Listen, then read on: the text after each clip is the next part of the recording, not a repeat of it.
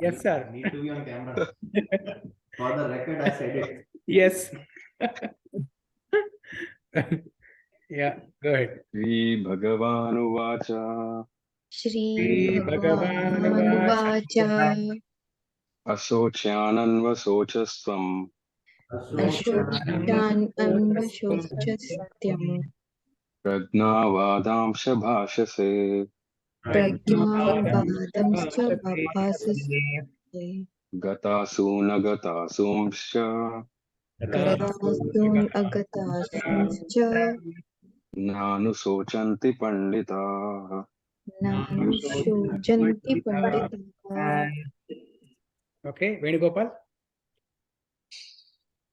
Shri Bhagavan Uvacha Shri Bhagavan Bhagavan Uvacha Asocyan Anvasocasvam Asocyanan Vasocasvam Anvashochasvam Pragnavadamsha Bhasase Pragnavadamsha Bhashase Gatasun Agatasumscha Gatasun Gatasuna Agatasumscha Gatasumscha Nanusochanti Pandita. Nanusochanti Nanushojanti Pandita. Pandita. Okay, Swati.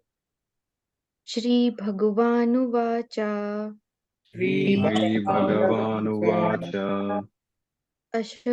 Ashochan Anvasochastvam Asocyan Anvasocasvam Pragnavatasam cha bhasasche Pragnavadamsha Bhashase Gatasun Agatasumscha Gatasuna Gatasumscha Nanushojanti Panditaha. Nanusochanti Pandita. Okay. Swarit. Shri Bhagavan Uvacha Shri Shri Bhagavan. Bhagavan Vacha Uvacha Anvasoscha Asocyan Anvasocasvam Anvashochastvam Adamscha Bhashase Pragnavadamsha Bhashase Asuna Gatasumscha Gatasu. Gatasun Gatasuna Agatasumscha Gatasumscha Nanushotanti Panditaha. Nanushojanti Nanusochanti Pandita. Pandita. So you look at Swarit's bookmark. Feather, peacock feather as a book. Good. Okay, Kiran. Shri Bhagavan Vacha Shri Shri Shri Bhagavan. Bhagavan Vacha Uvacha Anvasocasvam Ashocyan. Asocyan Ashochan Anvasocasvam Bhashase Pragnavadamscha Navadamsha Bhashase Bhashase Sun Agatasumscha Gatasu. Gatasun Gatasuna Agatasumscha Gatasumscha Shanti Panditaha Nanushojanti. Nanushojanti Pandita. Pandita. Parna.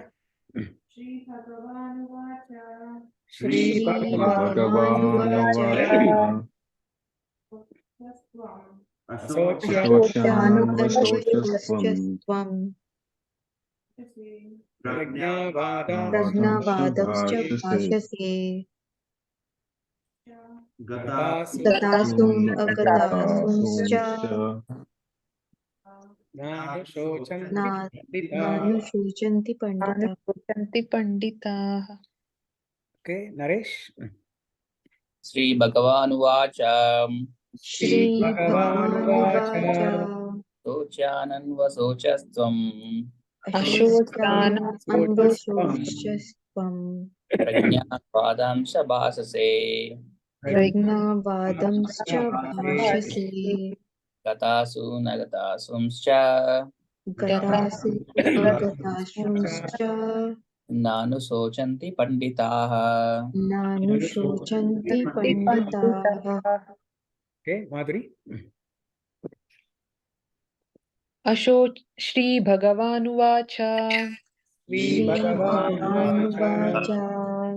Vacha अशोच्यानान्वशोचस्त्वम् अशोच्यान्वशोचस्त्वं प्रज्ञावादांश्च भाषसे प्रज्ञावादंश्च भाषसे गतासूनगतासूंश्च गतासूनगतासूंश्च नानुशोचन्ति पण्डिताः नानुशोचन्ति पण्डिताः। Okay.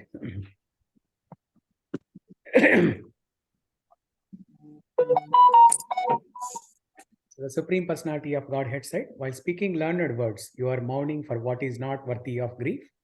Those who are wise lament neither for the living nor for the dead. Purport. The Lord at once took the position of the teacher and chastised the student, calling him indirectly a fool. The Lord said, you are talking like a learned man, but you do not know that one who is learned, one who knows what is body and what is soul, does not lament for any stage of the body, neither in the living nor in the dead condition. As explained in later chapters, it will be clear that knowledge means to know matter and spirit and the controller of both. Arjuna argued that religious principle is even more importance than politics or sociology. But he did not know that knowledge of matter, soul, and the supreme is even more important than religious formularies. And because he was lacking in that knowledge, he shouldn't have posed himself as a very learned man, as he did not happen to be a very learned man. He was consequently lamenting for something which was unworthy of lamentation.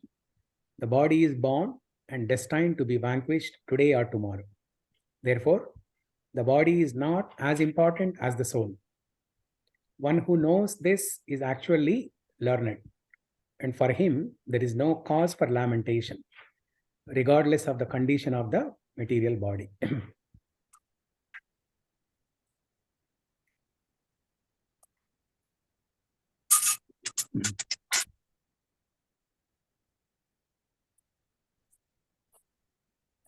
Okay.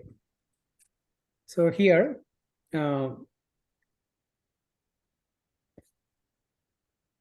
Krishna starts speaking Bhagavad Gita now, starting from this shloka onwards. Okay, this is blocking here.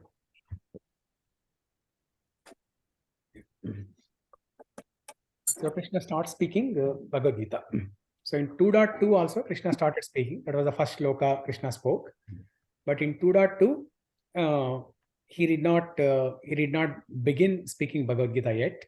He was just encouraging Arjuna. Come on, you can do it. You can get up and fight. Just like, between two friends, if one friend is feeling very low and down and talks to the other friend, so other friend kind of encourages the other person, saying that don't worry, everything will be all right. You can do it. You can score better marks next time. So the other friend gives encouragement to this person to do better next time. So Krishna was doing something similar to that in 2.2. But after 2.2, when Arjuna said, Shishasteham Shadimam Tvam Prapannam, now I am a soul surrendered to you. Please instruct me what is best for me to do. Before that, Arjuna's decision was that he decided not to fight. Now he has transformed, he has transitioned into a different phase.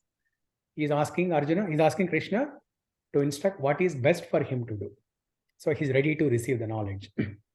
Now, as Prabhupada writes here, the Lord at once took the position of the teacher and chastised the student, calling him indirectly a fool.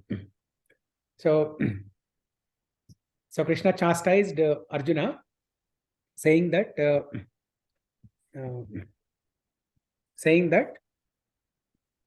what he was speaking until now in chapter 1, you took entire chapter and spoke like a learned man, but It did not make any sense.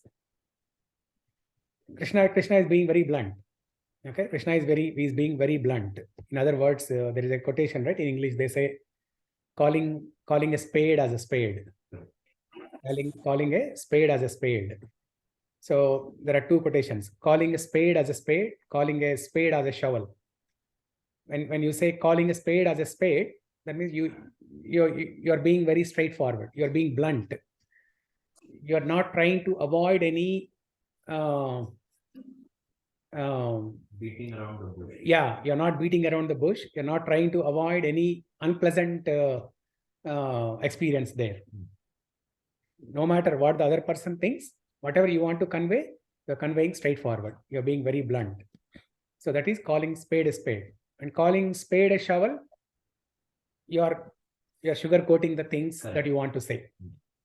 Because you are concerned that what the other person will feel. He might feel bad if you say something very straight. So you sugarcoat whatever you want to convey, and then put it in nice, sweet words. But Krishna is being very, very direct here, and he's chastising Arjuna.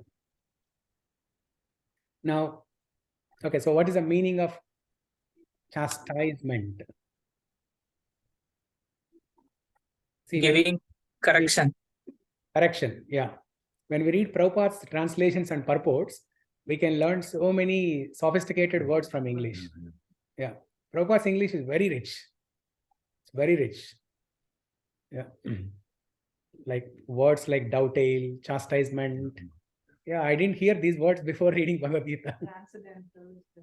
Transcendental, yeah, that you don't hear in other academic books because they don't speak about transcendental activities. Even the first word which I learned from the purport was magnanimous.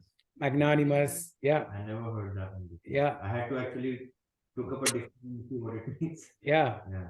So aloof, Krishna is part of this material world. Krishna is everywhere, but he is aloof from everything. He is aloof from the karma. He is aloof from karmic laws. He is aloof from time. So like this, Prabhupada uses rich English. Okay, so chastisement. Chastisement means, as Venugopal said, correcting, disciplining, okay, or punishing, all these things. So now, when a senior person, an elderly person chastises us, or when a guru chastises us, when a teacher chastises us, we all have some experience from our school days. When the teacher, used to chastise us in the school, we used to keep some grudge against them, right? Actually, yesterday or today, I was reading some article where in India, in Andhra Pradesh, in Telangana, in some town in Telangana, high school boys, they planned to kill the teacher. Yeah, because the teacher was giving so much of pressure in the name of studies and exams. Teacher was giving so much pressure. The boys, they decided to kill him, and they brought knives and swords into the classroom, and then they were sitting together and making some plan to find a right opportunity to kill the teacher. And then one other boy, he noticed their movements. Something looked very fishy. And then that boy told another boy, and he also had similar observation. And both of them, they went to the principal and told, and the principal came and checked their bags, and they found swords and everything. And then they told everything openly, saying that we were feeling so much pressure and we wanted to end this teacher. So, yeah. I mean, we all had similar experiences. We all had some kind of grudge against the teachers. When the teachers were chastising us, we had some kind of grudges. I still remember in my school days, my teacher, he used to ask us to buy a new stick. Okay. To beat the students, to buy a new stick, and I was the class leader, so he used to give that responsibility to me. Hey Srinivas, tomorrow you bring you buy a new stick, and so sometimes he used to give descriptions. It should be like a roll. What do you call that? The lottie of police use, right? Yeah. The lottie style stick, Yeah. round and thick, or sometimes flatten one. He used to give descriptions and specifications. What kind of, depending on how much chastisement he has decided to do next day, he used to give some kind of specifications for the sticks, and I used to bring them. And Student would hate you more than the teacher. maybe, He's the weapon bearer. yeah. And there was a carpenter nearby, actually near the school. So he found it a good place to sell his Custom goods. made. Yeah, custom made. Order is plain, you pick it up. Yeah. So, yeah, honestly, we all kept so much grudges against them. You So know. you were playing the role of Krishna when you were a student as well. You were the Sarthi of your teacher. You gave all the weapons to the teacher who was the Arjuna and killing all the dush thoughts inside everybody. And now you are imparting knowledge to us. Yeah. Our teacher had some techniques too. Yeah. One of the famous one is like the pencil one. Yes. Yeah, we too had that. Which they did so much, but my handwriting never could got any better. Yeah. I was always a backbencher, and teachers were most troubled by me. Yeah. Yeah. One of the teachers, she figured out one way that she would use the nails and then pun, like, Oh. and this is very soft area. Yeah. If you do it to yourself, you can still be okay. Yeah. Because you know that how much pain it is. Yeah. But when you do it to someone or someone does it to you, you're just like, Yeah. So, yeah. So, but instead of keeping grudges, if we accept the chastisement in a positive way, we can learn a lesson and grow nicely. And there were some examples in the recent times from our ISKCON parampara itself. So, for example, Srila Prabhupada, he was chastised by his guru. He was chastised by his guru, Bhakti Siddhanta Saraswati Thakur. So, before joining ISKCON movement, Srila Prabhupada, he was supporting Gandhi. He was supporting Gandhi for freedom fighting. And when he met Srila Bhakti Siddhanta Saraswati Thakur, Prabhupada's guru, he was still talking about patriotism and fighting for the freedom, politics and all those things.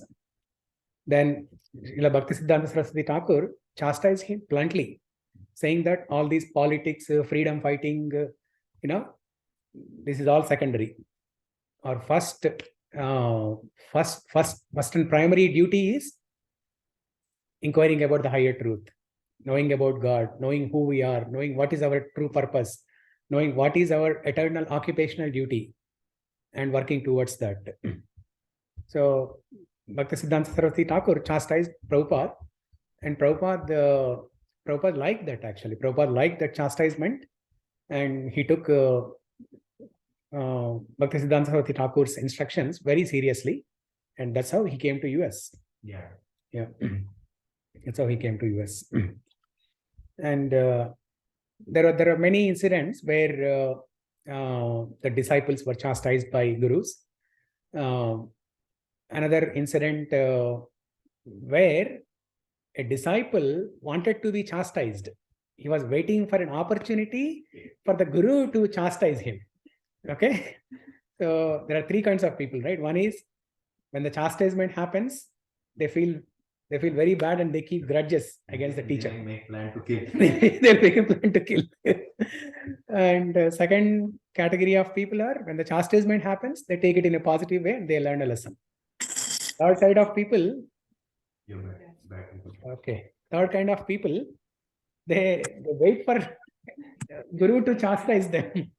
They Or wait for maybe they're scheming some, mischievous deeds so that they can get chastised. Yeah. Let me do this. Yeah, and in fact, when a guru chastises, it's a blessing. So most of the times we think when the guru talks to us nicely, when the guru becomes buddy with us, and when the guru talks nicely to us, then we feel happy and we think that is a good situation to be in. Yeah. But only when the teacher or guru chastises us, then that's a blessing. Yeah. So there was this incident where Advaita Acharya. How many of you know Advaita Acharya? One of the Panchatattvas. One of the Panchatattwas. Yeah. Okay. Venugopal?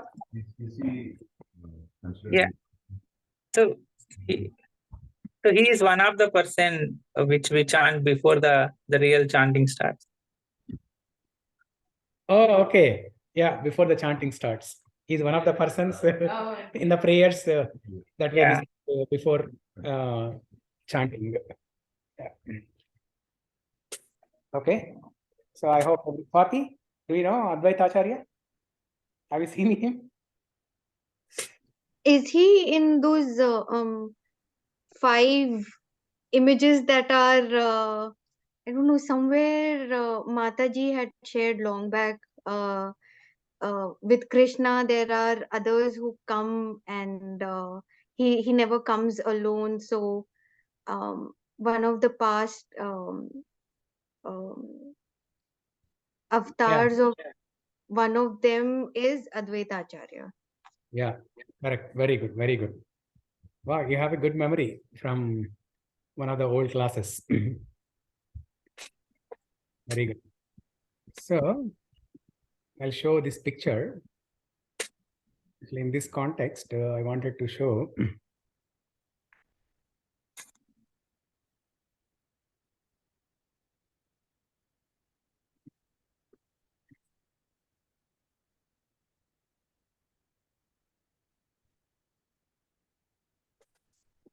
Am I sharing? I'm sharing, right? Yeah. And he is one of the root leader of this Vaishnava Sampradaya, right? Yeah, correct.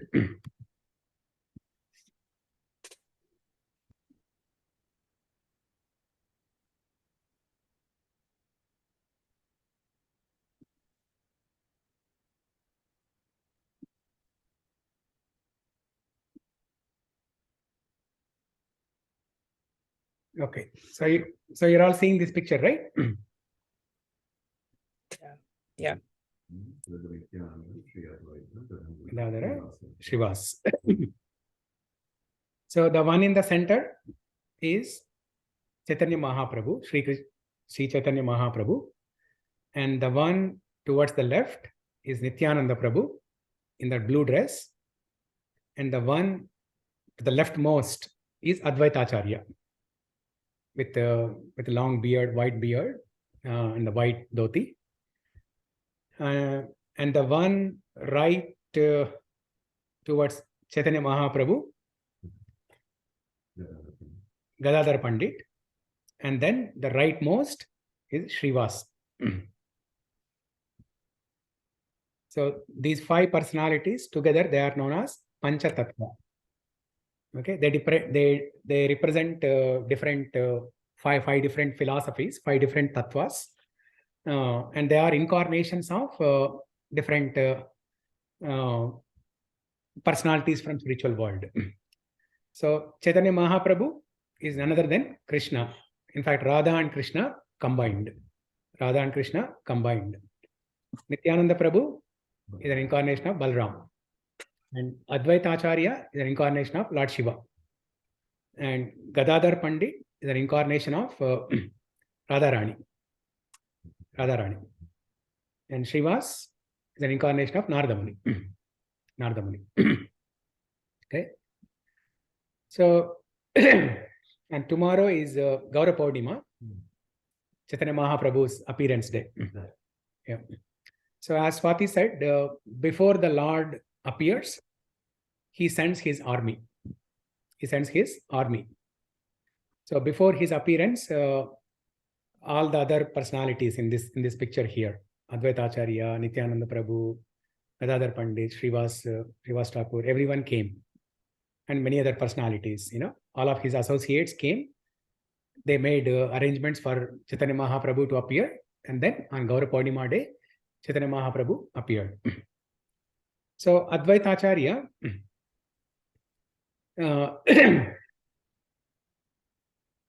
he was not a direct disciple of Chaitanya Mahaprabhu, but he was taking instructions from Chaitanya Mahaprabhu. So he always wanted to be chastised by Chaitanya Mahaprabhu. So intentionally he used to speak impersonalism. He used to speak impersonalism, saying that God has no form, no qualities, nirguna, nirakar, all these impersonal philosophy. And when Chaitanya Mahaprabhu hears that, he comes and he used to chastise him. And Advaita Acharya, he likes that. So like that, there are some people who like the chastisement by Guru, and they take that as a blessing. Some people believe also, Prabhuji, that if a guru chastises you, that means your past karma, something is getting rectified. Yeah, that is true. Yeah, when we say chastisement by Guru is a blessing, that means you are ready to be corrected, and you are going to be corrected. You're going to transform. That means your past karma will be eradicated. Yeah, that's a good point. So, Prabhuji, I had a question. yeah, 1 second. That is why I think, if I heard it right, it is also said that two things, like a guru chooses a disciple very carefully, and it is also the responsibility of a disciple to be very careful, because once the disciple is taken under the tutelage, then if you're doing any kind of a mistake or bad karma, it goes to your guru as well. Yeah. So you have to be very careful. Yeah. So it hurts the disciple as well as it hurts the guru also. Yeah. Correct. Because at the time of initiation, right? Did we speak about initiation last week or a week before? No.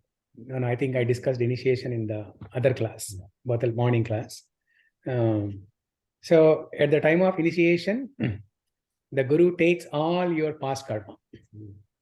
The guru takes all your past karma. And from that point of time, if you make any mistakes, so it's going to hurt you, and also it's going to hurt your guru. And not only that, all of your past karma that the guru has taken previously will come to you. Yeah. So, yeah, Rahul, you are asking something, right? Yeah, Prabhuji, I just had a question, like why do devotees bow down in different directions in front of the deities? Like I don't know the correct order. I just bow down in front of the main deities, but the devotees like bow down to the left, then right, and then the center. So I don't know the order, or I don't know the significance of that. Yeah. So when you come to the temple, when you take darshan, you first pay obeisances to Srila Prabhupada. Okay. Before even reaching Srila Prabhupada, we knock and we bow down to everything that is there. Yeah. Not only the devotees, but everything, like even the instruments, and first bow down is this. Yeah. And then we proceed to Srila Prabhupada, right? Yeah. So when you are at the door, the entrance door of the temple, after you reach upstairs, not at the nobody will hear you. If you are at the outside glass door and knock.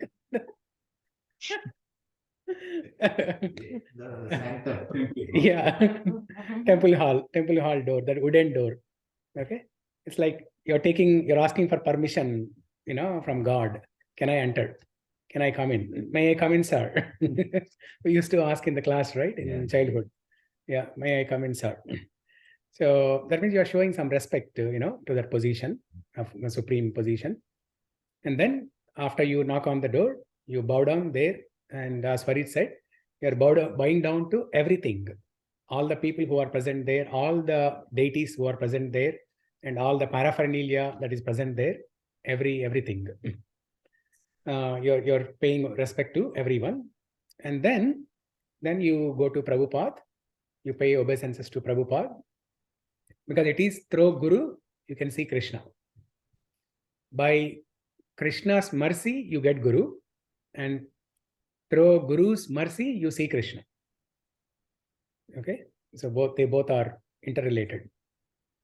By Krishna's mercy you get a Guru, and by Guru's mercy you see Krishna. Yeah, you understand and you see Krishna. So first you pay obeisances to Srila Prabhupada, and then there are 4 sets of deities, or 5 sets of deities in the temple. Okay, first we have Chaitanya Mahaprabhu and Nityananda Prabhu.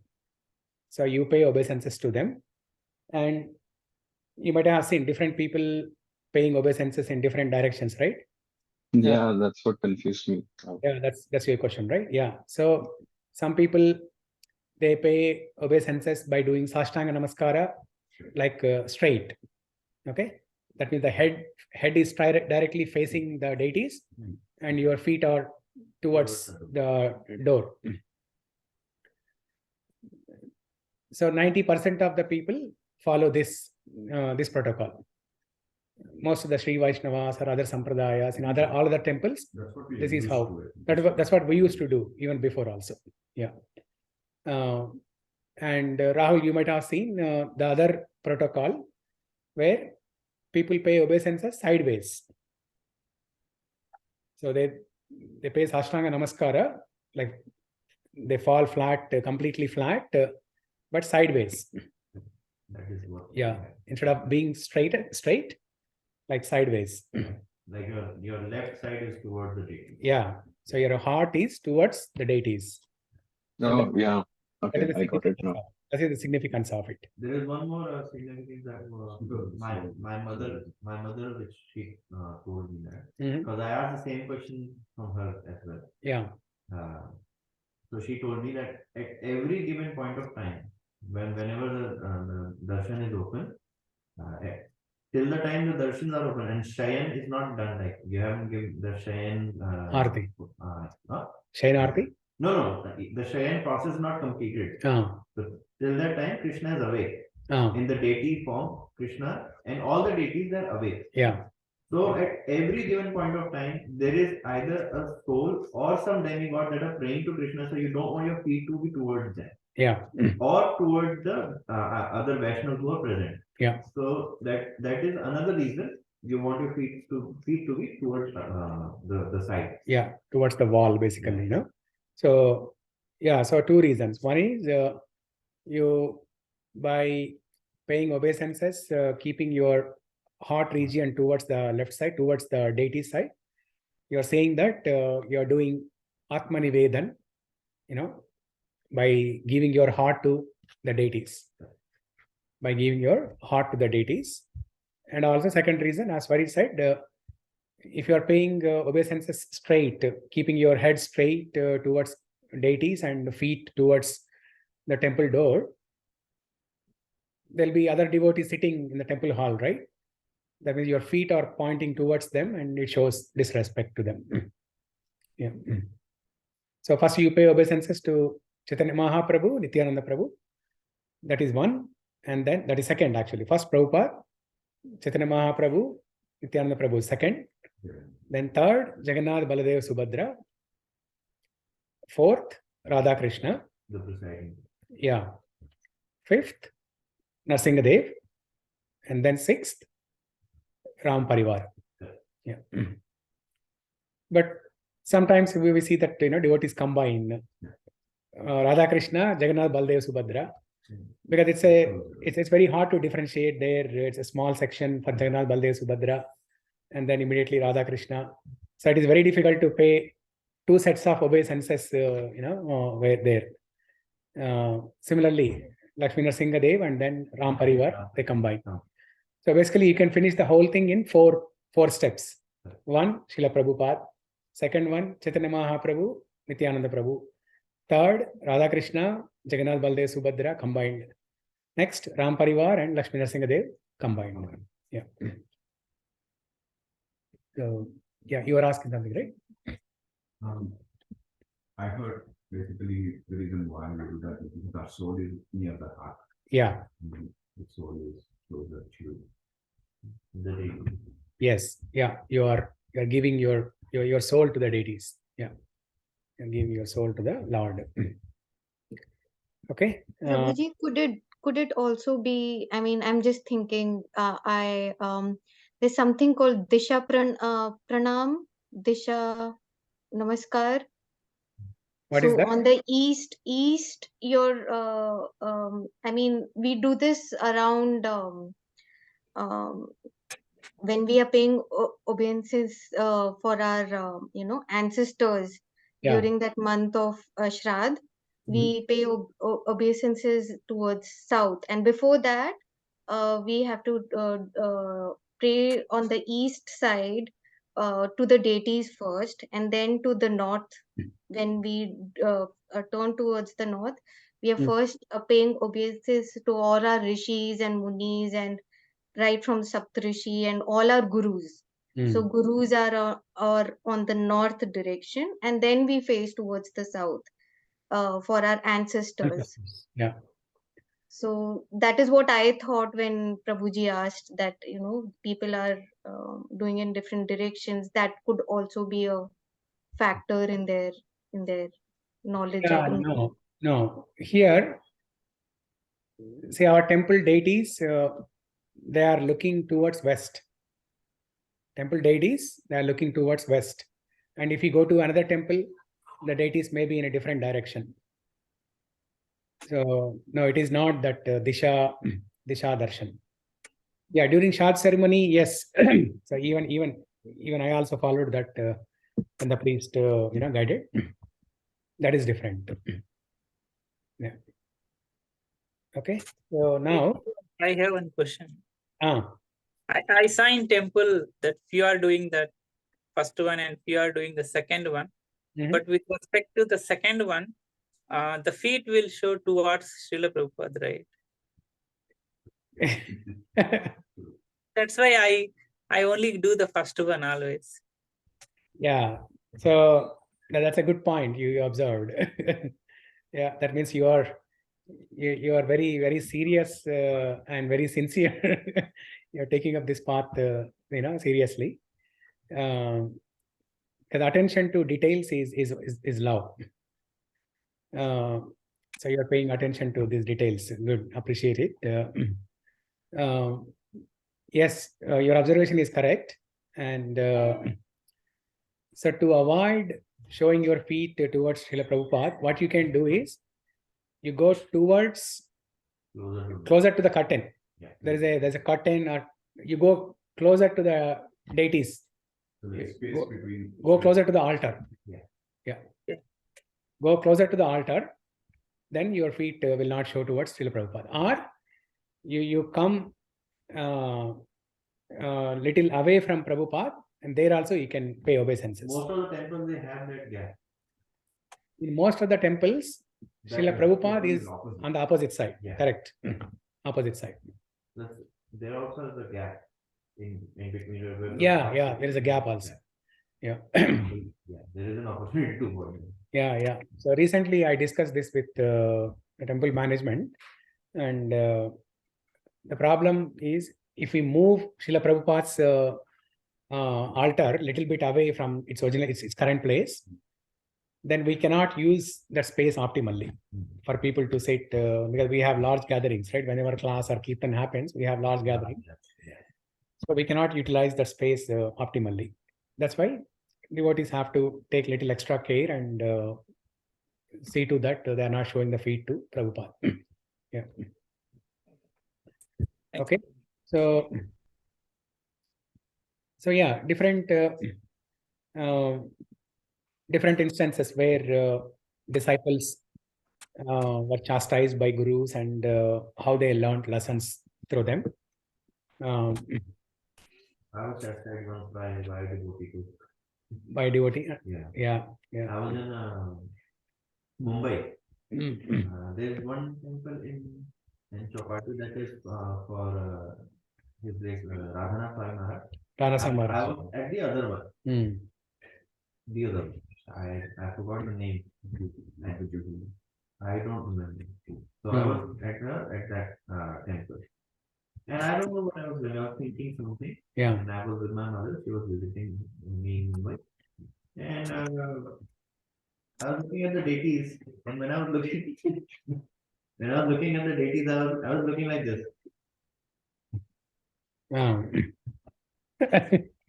I was thinking. Yeah. I was thinking, I don't know what I was thinking. I can't remember right now what was I thinking. And I was just thinking.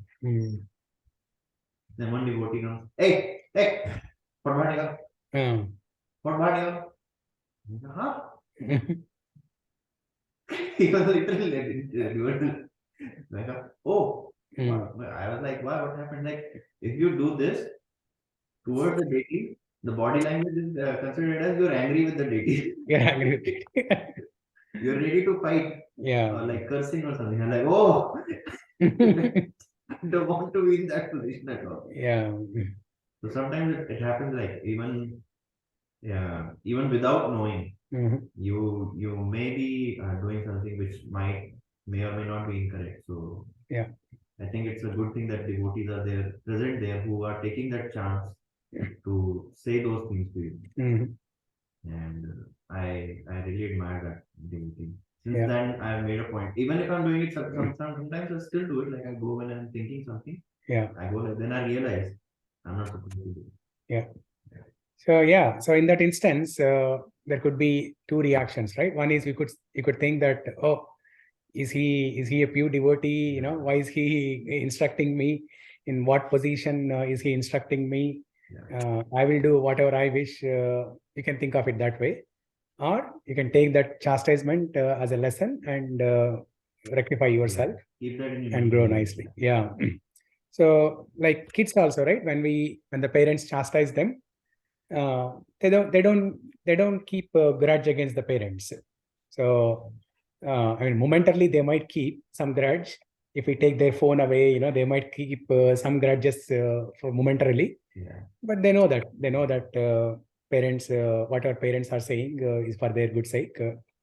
So yeah, as Prabhupada explains in the purport, you are talking like a learned man, but you do not know that one who is learned, one who knows what is body and what is soul, does not lament for any stage of the body, neither in the living nor in the dead condition. In this sloka, right? I mean, Krishna did not speak yet of the soul. Not yet, but in the very next verse, he will speak. Yeah. So you are saying Purport. Prabhupada is writing. Yeah. No, learned man means Brahmana. a person who is, Brahmana, who knows the essence of Vedas. Who knows the essence of Vedas. So in that context, Prabhupada is elaborating. Yeah. So the essence of Vedas is that God is the master and we are the servants.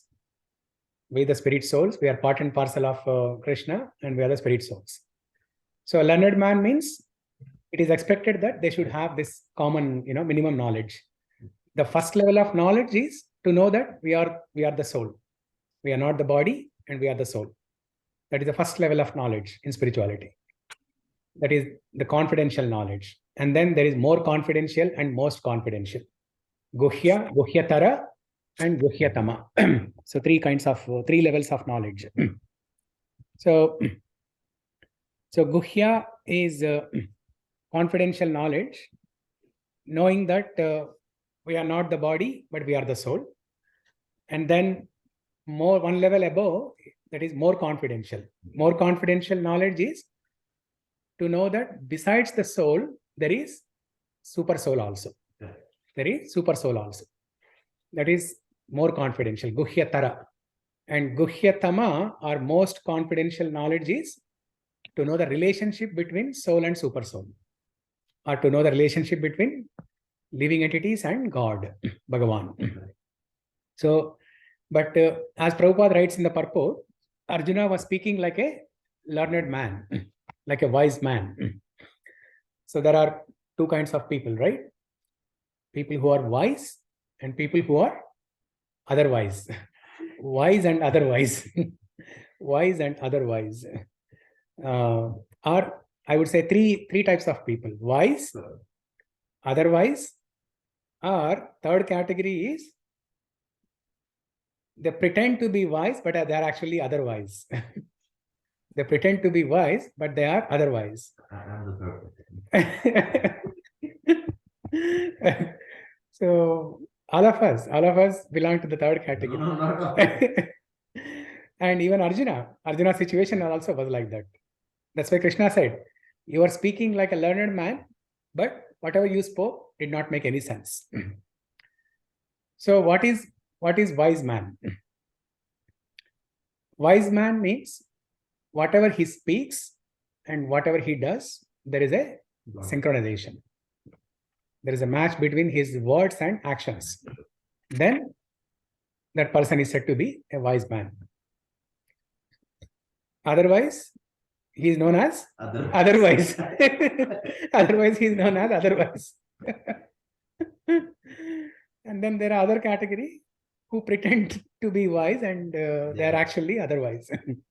So Arjuna belongs to this third category. When I first read this shloka, it took me a long time to even understand, because I was confused, like, how can not someone lament when someone is dying? Yeah. So I kept thinking, like, how? So later on, after a lot of discussion with my mother and other devotees, it made sense. Like, okay, this is how it is being said. Yeah. Yeah. So when we lament when someone is dying, that means we don't have the concept of eternality. Okay. So most of the times in the life, we try to escape from the problems of life by taking shelter of different fantasies. Okay, like movies and a lot of entertainment, vacations, parties. These are all different means to escape from the miseries of the material world. Correct. So they keep us fantasized, and we can imagine to be in a different world and not in the material world, not suffering. We can pretend to be in Disneyland and everything is good and no suffering at all. But we all see people dying. We see our grandparents dying. We see our friends' parents dying. Eventually, our parents die. Our friends die. So we see all of these people die, and then that kinds of puts us in a state of despair, hopeless condition. So when we are in that state of despair, then we get bewildered. Then we get bewildered, and the only solution to that situation is to know about the eternality of the soul. Nothing else can. Nothing else can. How do I say? Nothing else can give you solace from that situation. Yeah. No matter how much entertainment you are involved in, how much fantasize you do, nothing can give you solace from that situation. When you see a lot of people dying, and when it is for your time also to die, nothing can give you solace other than the fact that the concept of eternality, knowing the fact that you are eternal. You keep changing bodies, but as a soul, you are eternal. Yeah. I have a question. Yeah. Throughout the Srimad Bhagavad Gita, Krishna and even Prabhupada, they emphasize on the fact that soul is eternal. Yeah. Was there a specific reason why the word eternal was used and not immortal? They come very close to each other. They come very close to each other, but I would like to understand why eternal and why not immortal. Yeah, the difference is, yeah, go ahead. No. Sorry. Immortal means like which does not have death, right? Yeah. But eternal means But the soul never dies, right? right, that's what eternal means like I mean There's no birth, no death. Correct. There's no birth also. yeah, it exists. Yeah, there's no birth. Eternal means Yes. no birth, no death. Immortal means a person can take birth in the material world. There is birth, but that person can become immortal. Like Hiranyakashipu. His desire was to become immortal. And he kind of achieved that, you know, Up to a certain up to certain extent, up to, 99.9% extent, he achieved that. So yeah, he had birth, but he can have immortality means there is no end. Yeah. Eternal means no beginning, no end, no birth, no death. Yeah. Senator, thank you, Senator. Senator. Maybe is Krishna saying you should not cry if someone dies? Then is this what the sloka is saying? If you don't cry, people might think you're a psychopath. Yeah, no, you should have emotions. See, Arjuna himself cried when his son died. After hearing Bhagavad Gita, Arjuna himself cried. So that doesn't mean it doesn't mean he did not understand Bhagavad Gita or something else, right? So you should have emotions, but you're not crying for the body. You're not crying for the body, but you have emotions saying that you're not seeing him in person. You're not seeing him in person, but you know the fact that he's eternal. This is not the permanent. This is not the end of his life eternally. Yeah. Or in other words, you're not like attached to that person. You're not attached to that body. Yeah. Prabhuji, I had a follow-up question. We discussed this a bit in the class now. Yeah. Like when we sin unknowingly, right? Like we have done any aparadh without knowing the significance of a particular action. Like how do we understand such scenarios, Prabhuji? Like we know Krishna is merciful. Yeah. Do we understand it as like we then get the knowledge in the first place of that particular thing to be able to like perform that action and suffer the reaction of one of the previous aparadhs in like our previous lives? I don't know I made sense, but yeah, I just want to understand. If you sin unknowingly, so a sin is a sin, whether knowingly or unknowingly, sin is a sin. Ignorance is not an excuse. It's not a bliss. It's not a bliss, and it's not an excuse. Okay, sin is a sin, and every action has an equal amount of reaction. But to give an example, Prabhuji, like suppose I'm working as a developer and I build a website. Yeah. I know the website can be used in many particular ways. So like, let's say it's a retail website and we can order anything from it. Yeah. So someone is buying meat from that website. Someone is buying alcohol from that website. Yeah. But that is built through me, right? I had put some work in it. But I don't know like who all are doing using it in good ways or bad ways. And yeah, so that's one of the examples. Yeah, so that how is do an we example. Now Now let's say to avoid that, let's say you decided to quit that job and just sit at home. So does that mean we are not committing any sins? It still happens because you are not doing your own karma. Like you have taken the knowledge to be a developer. Yeah, or let's say our senator has decided to go to the farm and take care of cows. Right. So he's not committing any sins? He might still be committing sins. Not might be. He will be committing sins. Yes, because you don't see, though you are serving cows, Yeah. which is a good karma, but we are still not so perfect that we are not in control of our own thoughts. Okay. Plus, Not. I mean, that is at a higher level. I'm looking for something at a basic and practical level.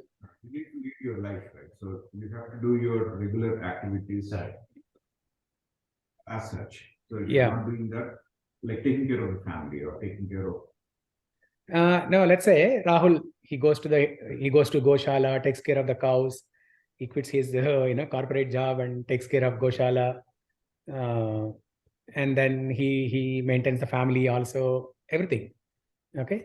He's fulfilling all his responsibilities instead of working in a corporate company, because he thinks that the website that he's developing will be used, for selling meat. So he wants to avoid that. So he takes care of the cows and whatever little income that he earns by selling milk and milk products, is maintaining his family, which is perfect. That means, is he not committing any sins? He might still be while he's working on the farm, he might kill small insects, or he might be unknowingly causing harm to other smaller things. Yeah. So while working in the farm field, you are killing so many living entities. You are killing so many living entities. Every day when you take a shower, you are killing so many living entities. And when you are breathing, you are killing so many living entities. In the air, there are so many viruses and bacteria. You are killing so many living entities. And we don't have any intention to do sinful activity here. But as a sin is a sin. Sin is a sin. It has equal amount of reaction.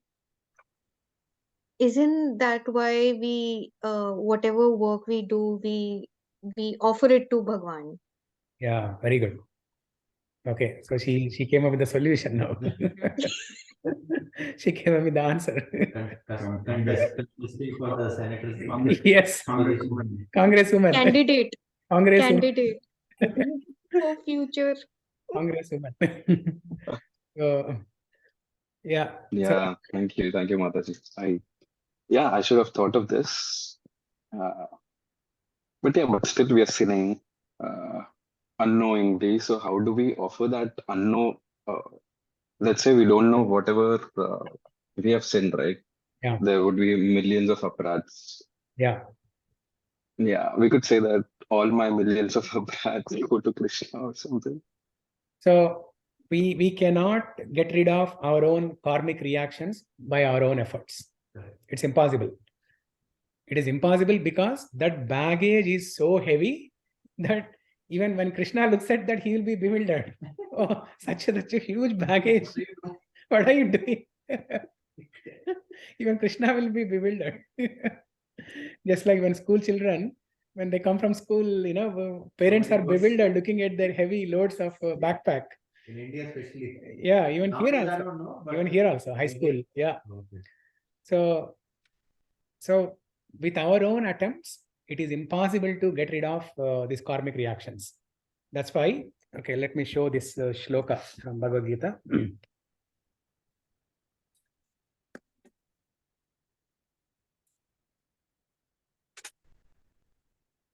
And also not perform any new Is aparats. this Chat GPT?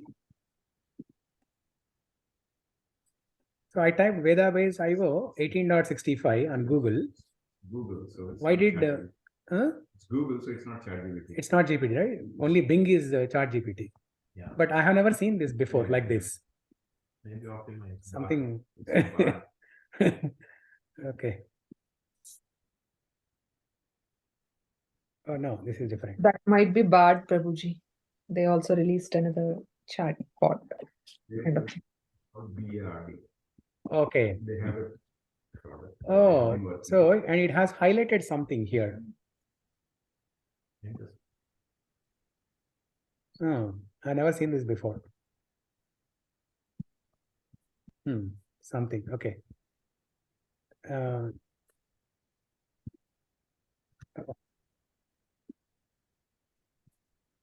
Yeah, this one. 18.66. Sarva, in chapter 18, Krishna gives this instruction. This is his last instruction to Arjuna. Sarva dharman parityajya mamekam sharanam vraja aham tvam sarva papebhyo mokshayisyami masuchaha. Abandon all varieties of religion and just surrender unto me. I shall deliver you from all sinful reactions. Do not fear. So Krishna is saying, if you surrender to me, I shall deliver you from all sinful reactions. So we cannot get rid of our own karmic baggage with our own efforts. Only Krishna can do that. And when can Krishna do that? When we surrender to him.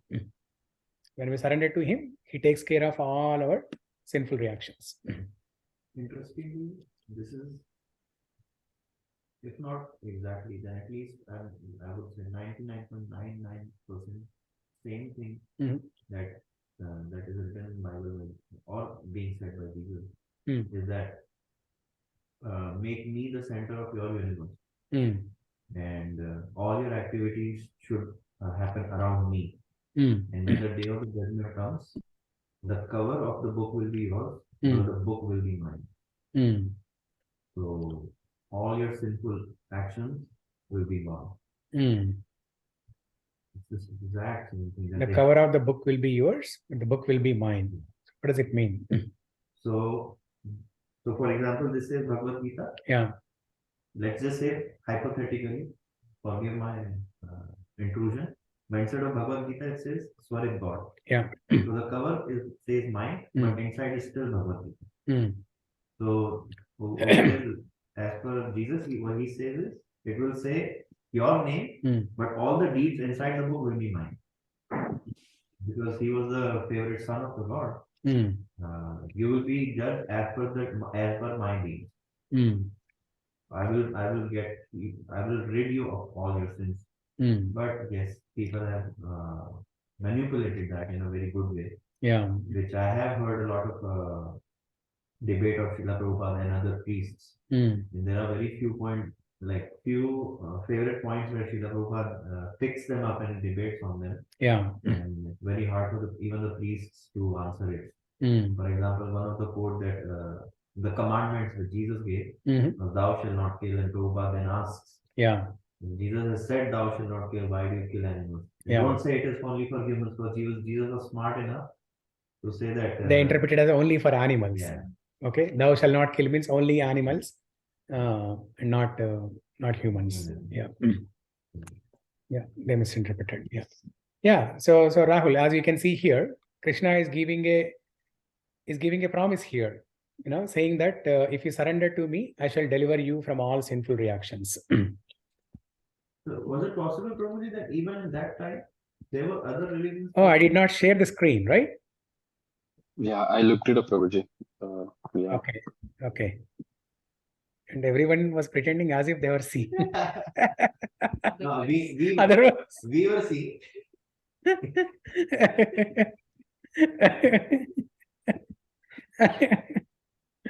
Very good. Okay, so this is the one. 18.66. Sarva dharman parityajya mamekam sharanam vraja aham tvam sarva papebhyo mokshayisyami masuchaha. Abandon all varieties of religion and just surrender unto me. I shall deliver you from all sinful reactions. Do not fear. Yeah. Was there a possibility, probably, that even at that time there were other religions present? Because Krishna over here is saying, or was it for a future reference as well? Yeah, no, even during that time there were other religions. Oh. Yeah. Yeah, Prabhuji, I recently heard in a podcast,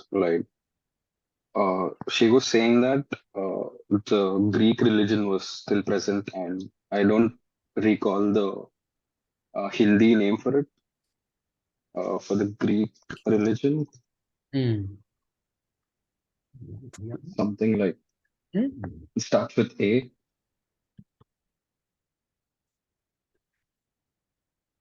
Okay. Yeah. Prabhu, I have one question. Yeah. Venugopal, 1 second before that. So when Krishna says abandon all varieties of religion, it is he is referring to the religions, different kinds of religions, and he's also referring to different kinds of processes. There are different processes, right? Like people were Like trying Jnana to Yoga, make Karma Yoga, Ashtanga Yoga, so many different processes. So he's asking to abandon all those different kinds of varieties and just surrender to me. But he's not also implying at the same time that don't give up Ashtanga Yoga or Karma Yoga, keep performing them, but don't perform them with the thought of result in mind. Am I right? Yeah. Because he did say to do like Ashtanga and Karma Yoga, but do that towards me, right? Not for a personal gain, but as an offering to me. Yeah, and when we do that, it is nothing but Bhakti Yoga only. Okay. Yeah. It gets combined. Yeah. So when Karma Yoga is mixed with Bhakti, or not mixed, when Karma Yoga is combined with Bhakti, it is Bhakti Yoga. Yeah. When you keep Krishna in the center and work for Krishna, it is nothing but Bhakti Yoga. Yeah. So yeah, Venugopal.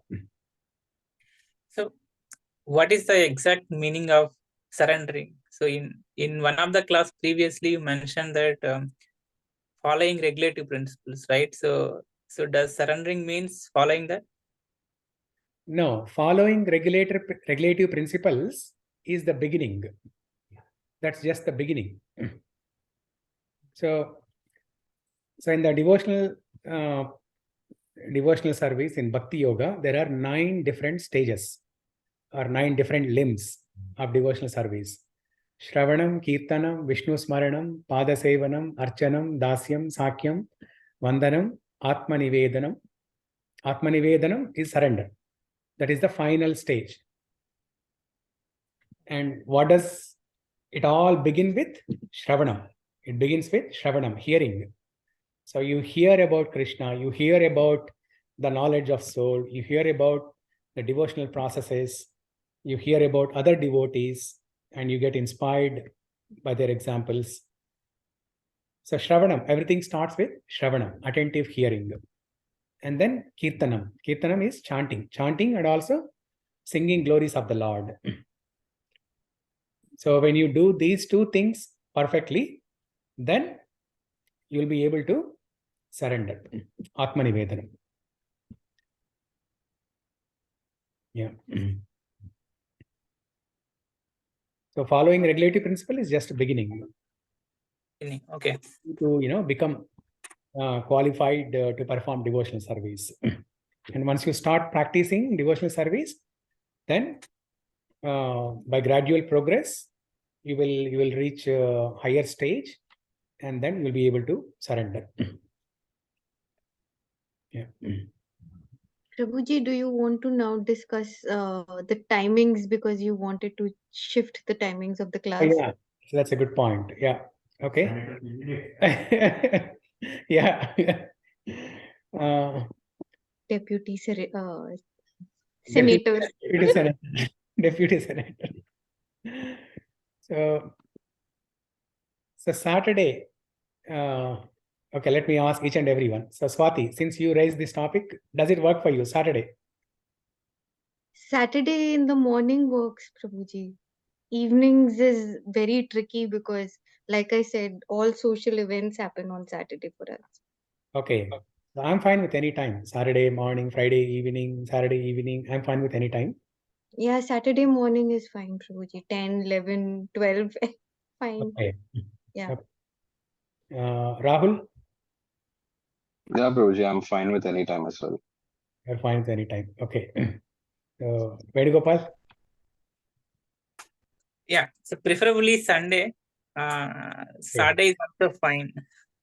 Yeah, I actually my India number was added to that conversation. I have seen in the today evening. I did not follow that conversation. Thought of requesting you to add my US number also. Okay, send me your US number. I'll add it to that. Okay. Yeah.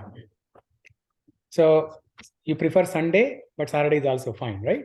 Saturday is also fine. Yeah. Okay. So Prabhuji, is Friday also an option? Should we even put that on the table? okay, so you tell me Friday. I'm okay with Friday evening. Okay. It works for me. But Friday evening after work, are people able to come in person? Online, anybody can do it, but are Online, people able to come in person? no. Yeah, it's kind of difficult, right? Yes. Yeah, I can come because I'm here. Yeah. My, Okay, we'll go around the table. Yeah. Okay, so we'll defer discussion about Friday to a later point. Okay, so you are okay with Saturday and Sunday. Rahul is also okay with Saturday and Sunday. Venugopal is also okay, Saturday, Sunday. Madhuri? Preferably Sunday, Prabhuji. Saturday morning is also fine. Saturday morning is also fine. Okay. Okay. Aparna? I can do both. Saturday morning will, evening won't work, but there's some Saturdays I do Saturday clinic. It's not very frequent. Okay. But I'll know in advance that I won't be able to. Okay. So Saturday morning works for you. Mornings only, yeah. Okay. Sorry? Saturday is fine, but it depends what time in the morning because I work for the bank and we do a lot of CDs. Just telling you. Oh, Saturday also. Marketing pitch. Marketing. CDs. But so yeah, so Saturday we work from 10 a.m. to 1 p.m. But Okay. I have to be there at the bank at 9:30. Okay. And I get free like around 1:30 at least. Okay. So Saturday I'm okay, but as long as it is after 2 or 3. Okay. Okay. Then that's a Saturday morning is I would prefer it to be Saturday because the thing is that Sunday we spend 2 hours here, then we spend 2 hours at the temple. I can dedicate this 2 hours to other chores. Yeah. Because I'm living by myself, right? Yeah. But it helps me in dividing the chores. Yeah. So and Saturday, if I'm coming here, it will give me another kind of a motivation or reason to visit the temple as well. So 2 days in a row I can do it. Yeah. But Saturday after, I would say 3 is a safe time for me. Yeah. Is the temple open at that time? Can we do darshan on that morning time? Yeah.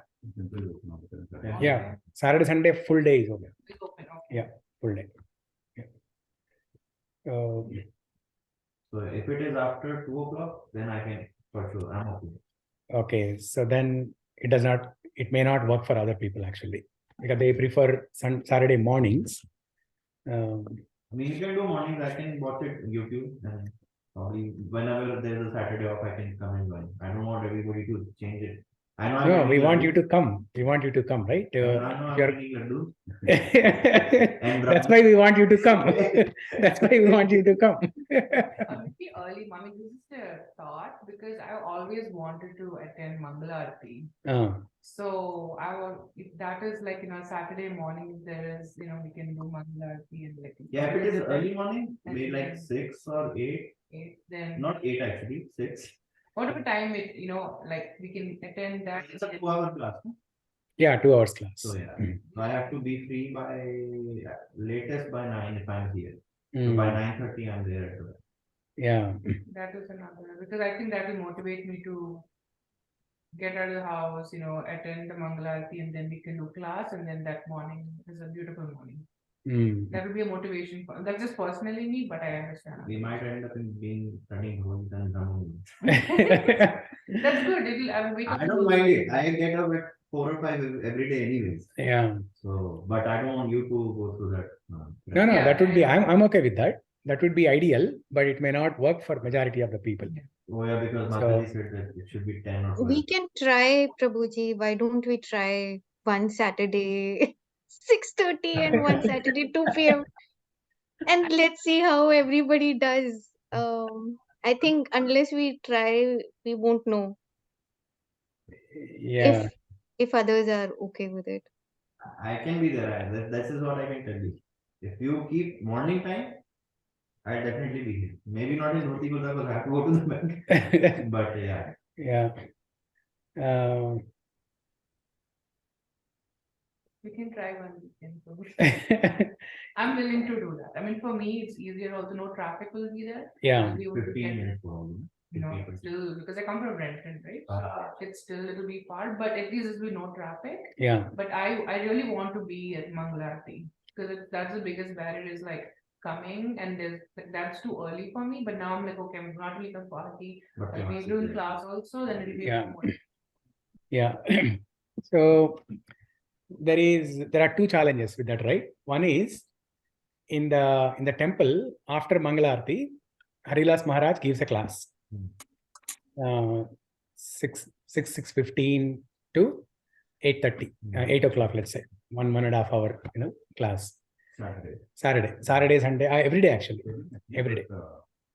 It ends by 7:30 in the morning. Weekends, Saturday, Sunday, it goes a little bit longer. Yeah, it starts around 6:30 and goes on until 8:30. Maybe 9 also sometimes. Guru Puja again they continue. No. After Guru Puja, they don't continue. Yeah, after the class only they do Guru Puja. After the class only. Yeah, after the class only. Maximum 45. I mean, as far as Guru Puja is maximum 45. They don't go beyond that. Every day 7:35 they are doing. I mean. Yeah. So is there a space we cannot have class. I mean, we can keep the class here only. The thing is, we cannot keep another class when Maharaj class is going on. Yeah. Huh? We listen to Maharaj and listen to you. A lot of everything. I'm open to that, but I can understand. Yeah. Yeah, we can do that,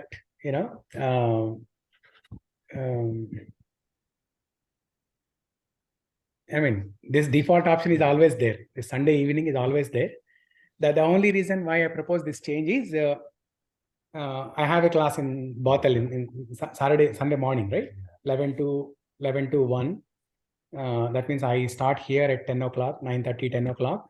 I go to Bothal, take the class, and then by the time we all eat lunch and then discuss. By the time I come here, it is 4 or 4:30. Okay, then I try to take 5-10 minutes of nap, power nap, and then this class. And after this, immediately I have a service in the temple. 9 to 8:30 to 10, I have service in the temple. So it's like everything is one after the back to back. But I can still do it. Okay, if we are dealing with too many logistics here and so much of confusion, right? Ideally, this works best actually. Sunday evening works best for everyone. Everyone is able to come. Saturday, if somebody has social parties or something, Sunday evenings, most of the people will be free and they can come. And after the class, they can go to the temple, take darshan, Sunday feast program. So it's a nice package.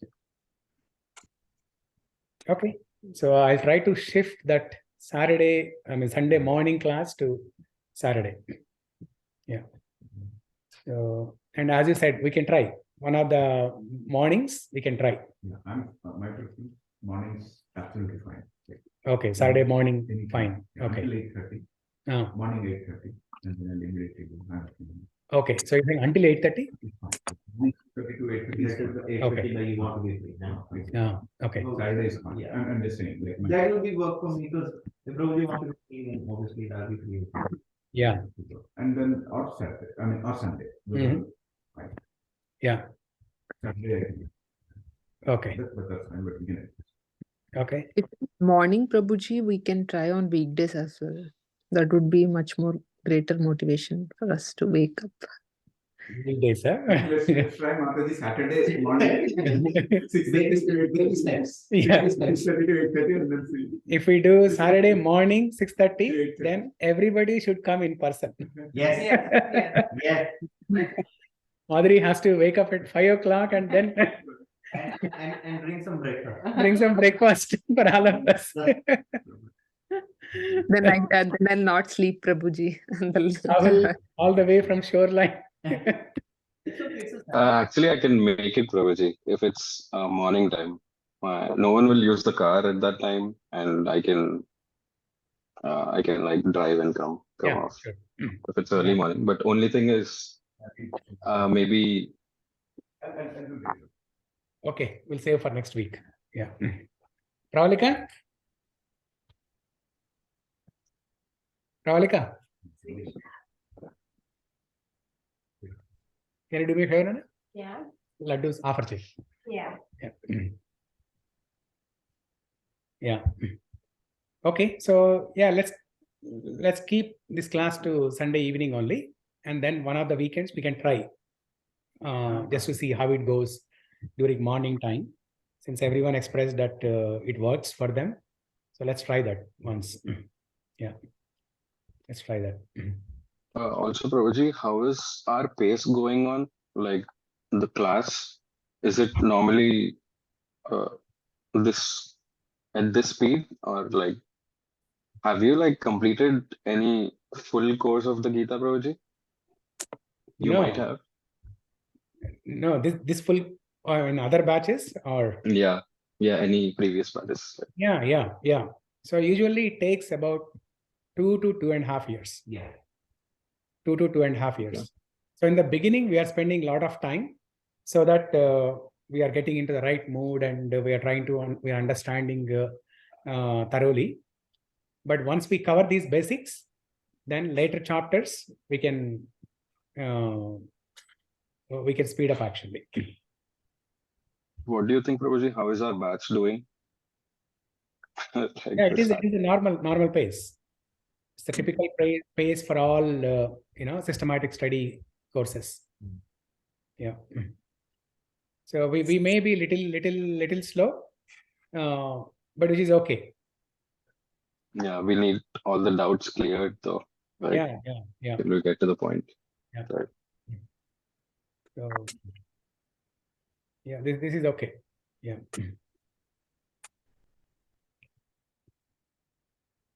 I mean, we spend in the beginning, we spend about 20 minutes or so in reciting the shlokas. Yeah. So no other batch is doing that. Yeah. No other batch is doing that. No, not only here. Not even in India, the batch where I have attended Bhakti. Nobody does that. Yeah, I haven't seen. Yeah, nobody does that. And I have personally seen great benefit in reciting shlokas every week. Because a couple of years ago, we used to have a program. I used to, lead that program. It's called CHARD, Chapter a Day. What we used to do was every day, Monday to Friday, we used to meet on the conference call, phone conference call. We used to dial in about 15-20 people from offices or from homes. Different people used to dial in, and we used to spend 1 hour every day during weekdays, during work hours or lunchtime, whatever it is for people. We used to spend 1 hour, 12 to 1. Okay, we used to recite entire chapter and then take one purport, one shloka, one purport, and some discussion on that. So like that, we did that for 4 years. And we did not stop even one single day. And by doing that, everyone learned how to recite the shlokas. Everyone developed interest for Bhagavad Gita. It helped everyone tremendously. Personally, it helped me a lot. So that's why we are reciting shlokas in the beginning of every class, even though it's a repetition, but it's a Kuman method, you learn by repetition. Yeah. I have gotten better in my Ucharan, Prabhuji. I'm surprised. I had no plans of doing that when I joined the course. My intention was to understand the meaning behind it. Yeah.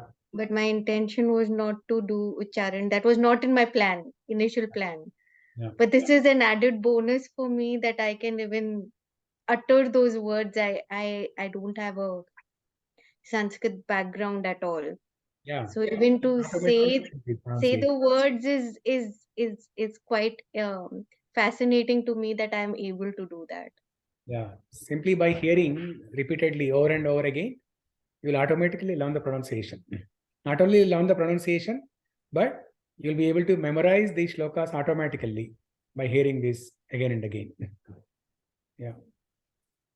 Yeah, but suddenly out of nowhere, when we are working or doing something, one line of the shloka runs like this, and we remember that. And Yeah. am I remembering that shloka? And then we try to, I try to like complete it if I'm able to memorize the entire thing. Yeah. You try to complete. You try to recollect the Yeah. entire shloka, right? Yeah. Yeah. Yeah. Very good. Yeah. So this is smaranam. Shravanam, Kirtanam, Vishnu Smaranam. Smaranam is remembering God. Right. When you are remembering Bhagavad Gita shlokas, you are remembering God. And this is how we practice, to remember Krishna at the time of death. Right. It happens a lot. Sometimes, or rather, maybe a lot of times to me as well. As soon as I'm done with my puja, and I end the puja with Narsingha Kavach. Yeah. So once I'm done, then I go ahead and I'm preparing the food to offer. Yeah. Even when I'm done, but I'm still recollecting the if not the complete cover, some extract of it pops in my mind every now and then. Yeah. Yeah. So yeah, it does happen. Yeah. So okay. So it's 7:34. I think we can conclude the call here. Thank you everyone for joining. Hare Krishna. We'll continue. Hare Krishna. Thank you. Hare Krishna.